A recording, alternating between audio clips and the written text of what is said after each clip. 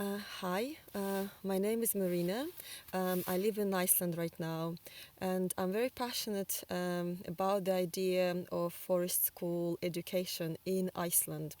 It is a country where they have a really low percentage of trees, and I feel it is particularly important to um, draw attention of kids towards nature, towards spending time in forests among trees. And I believe with time, as already those programs exist, they will plant new forests, and there will be much more opportunities for forest school educators to encourage kids to spend time among those newly grown forests.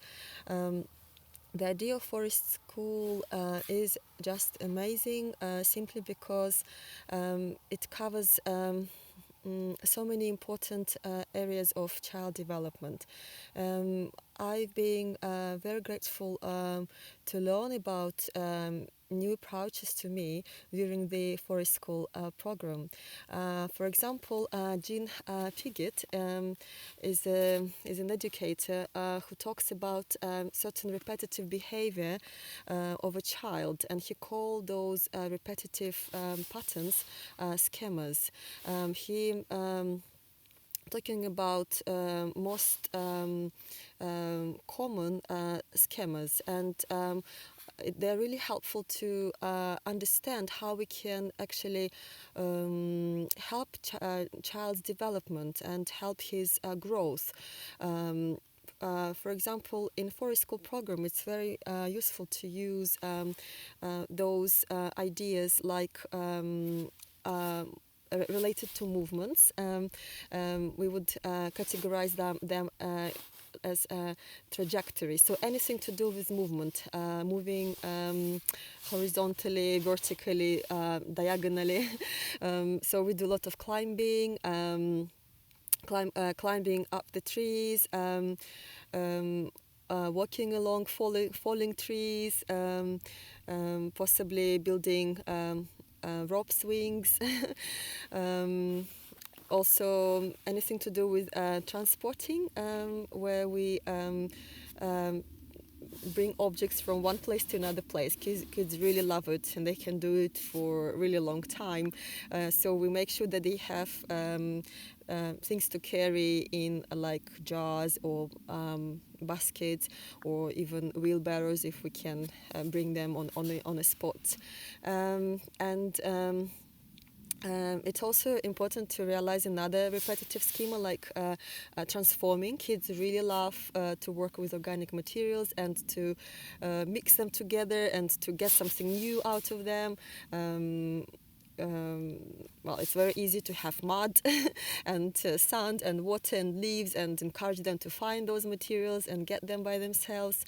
Um, and also something to do with boundaries, which is really very important for them to see the lines where they kind of allowed to be free, but outside of those lines, outside of those borders, it's already not allowed to be there. And it is good to encourage for them to feel that they have a lot of freedom. They are encouraged to be free and do certain activities by themselves, but still there are boundaries. I'm also fascinated by another educational approach. It is researched by a Soviet socialist and psychologist Vygotsky. It is called a zone of proximal development. Basically, it is this kind of area where we understand what child can learn by himself and what child can learn with the help of an adult. And you kind of find this fine area, like fine border, where you allow him to learn himself, but also you see that he might need a bit of help and guidance and direction. Then you do interfere. And Vygotsky was a big fan of encouraging kids to explore and have initiative and do this kind of learning by themselves. Uh, or what I find is wonderful about forest school education is that it has a holistic approach. There is a very wonderful abbreviation, PLESS, which would say everything. Like each letter stands for something wonderful. P stands for physical aspect, E for intellectual, L for linguistic, E for emotional, S for social, and another S, last S for spiritual. And in Forest School, we actually make sure that child grows as one whole being. It develops as one whole being. For example, he's giving a lot of opportunities, as you can imagine, to do all those physical activities, a lot of running, climbing, walking, jumping, building something. So using his body. Also, there are a lot of opportunities to express himself, express his creativity, to use his mind in a very like, let's say, like out of the box way, and also it is a time when he needs to even more to learn how to use his language, way of expressing himself to be understood, to be heard by other person he interacts with. It is also obviously a very social activity, as we have a lot of team activities, and they need to learn how to achieve a common goal together. And it is time to express himself. So emotionally, he's also kind of getting mature. By having those moments in nature, everything comes to the final kind of also a beautiful developing a point of a human being as a spiritual growth. Just having a moment of connecting with himself, understanding himself better through having those subtle experiences, like observing the sun among the leaves on the sky, or hearing the birds singing. So this is really beautiful that all those areas are covered through forest school education. Well, what is I think much more looked for in current world is to develop those skills in a child as resilience, confidence, independence, creative learning, and all of it is really really easily achieved, being in nature, in the forest. There are a lot of loose parts, like stones, sticks, leaves, mud, sand, and there are a lot of opportunities for a child to learn out of the box. There are a lot of opportunities to kind of check his own limits, and possibly go a little bit kind of closer to his limit, and to overcome some challenges which he has never overcome before. He also needs to learn to do it by himself, and he needs to look for ways of solving certain things he's never done before.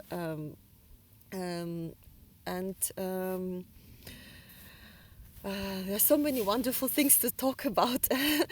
Things like self-esteem, emotional intelligence. It is also what is covered during Forest School program. A big part of a growth of a child growth is coming to his self-esteem. It's so easy to get lost, but when we, in this modern world with so many technologies and social media bombarding us, but when we are going to nature, when we do connect with ourselves in nature, and we are guided by forest school educator, then it is possible to reach that point of uh, self um, self-awareness, self-confidence, um, um, you and well, all of it leads to much better self-esteem. Um, the child needs to develop positive social skills. The child needs to learn something new he has never learned before, and he needs to find solutions to that. So by the end of each program, you can see how child usually feels a bit of a like he gets a bit proud of himself, and it's wonderful to see them developing in this way. Emotional intelligence is a great topic. It helps a child to become a much healthier and balanced adult in time. So he's learning things like self-control, self-understanding, empathy towards others, and non-verbal communications. This is absolutely valuable experience. Uh, in usually in forest school, during forest school programs, we encourage open-ended games, and we encourage kids to think out of the box, what I've already said before, and they learn both how to work as a solo and how to work in groups. And we there are birds flying above. We really focus on approach which covers, as we mentioned before, the all areas of development of a child. To use this holistic approach, this is what the most important. And it is important to say that the forest school educator is there, but he's there as a facilitator. He's there to encourage the development of a child, and hold the space for him, and make sure that he's safe at first place, and make sure that each child from a group gets the most out of the experience. But he is there to encourage them to be independent, and to be growing as much as they could during that experience. I'm really passionate about forest school education, and I wish as many kids as possible have the opportunity to participate in forest school programs. Thank you for your time listening.